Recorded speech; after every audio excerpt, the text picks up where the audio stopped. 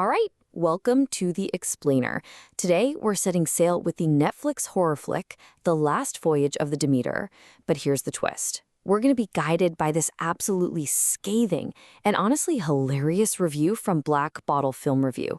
And let me tell you, they think this is one voyage you should definitely jump ship from. Okay, let's just dive right in with this quote because, wow, this line from the review, it just perfectly nails the core problem of this whole doomed voyage.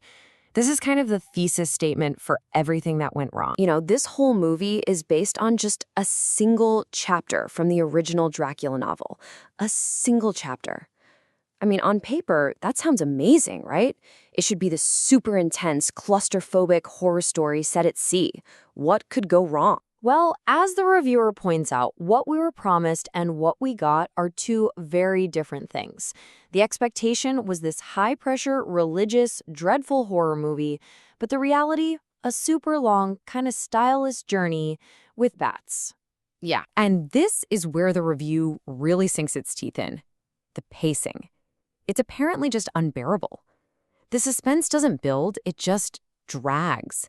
You get to a point where you're not even scared. You're just yelling at your TV. Just let Dracula out already. Get on with it. Now, what about the people on the ship? Because, you know, a horror movie only works if you actually care about who's getting tromped on.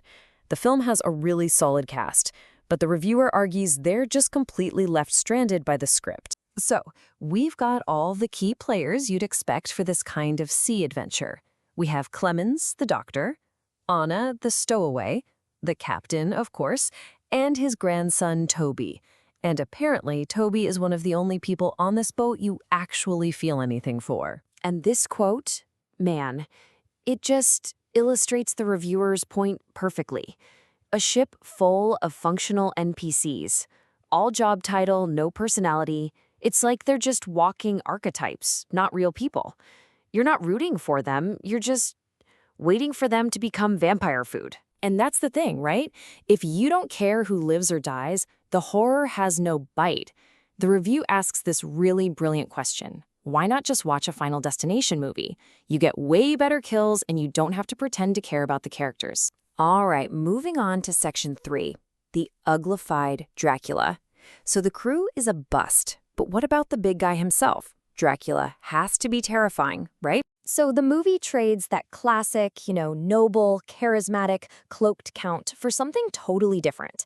This Dracula is, well, he's an ugly, clawing bat creature, less Bela Lugosi, more overgrown sewer rat with wings. So, is this new version at least scary? I mean, that's a fair question. A different take can totally work. It doesn't have to be the Dracula we're used to. Nope, not at all.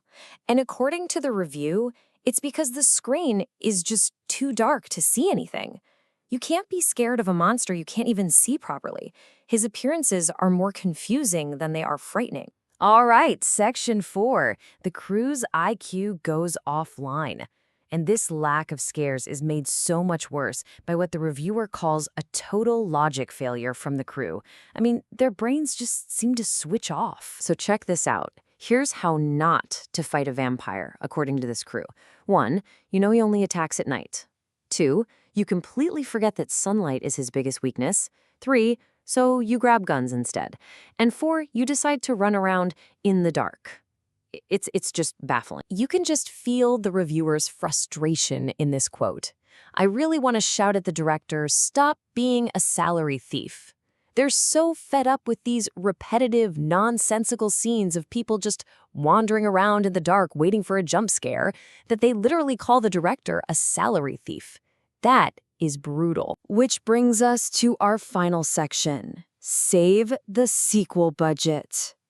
Because all of this leads to an ending that the reviewer didn't just find confusing, but actually insulting. So instead of a real conclusion, the movie ends with this big, heroic revenge monologue. And it's so clearly just setting up a sequel, a classic sequel bait ending. But here's the question the reviewer raises, and it's a huge one. Does the hero actually have a plan to defeat Dracula? I mean, what's he gonna do? He's just a guy. And the review's take on this is just spot on. This isn't a superhero movie. What are you even threatening? Without a real plan, that tough talk at the end just feels completely unearned. It's totally out of place. So, After all that, what's the final score? The verdict from Black Bottle Film Review on their Fisherman's Recommendation Index is a very, very low 4 out of 10. Yeah, that's not great. And the review wraps it all up with this final perfect jab. The ship hasn't sunk, but the audience's patience has. So the real casualty here isn't the Demeter, it's your time. So, the final question is this a voyage worth taking, or is it a shipwreck you should just watch from the shore? Based on this absolutely brutal takedown, maybe you can decide if you're brave enough to board the Demeter. Thanks for joining us on The Explainer.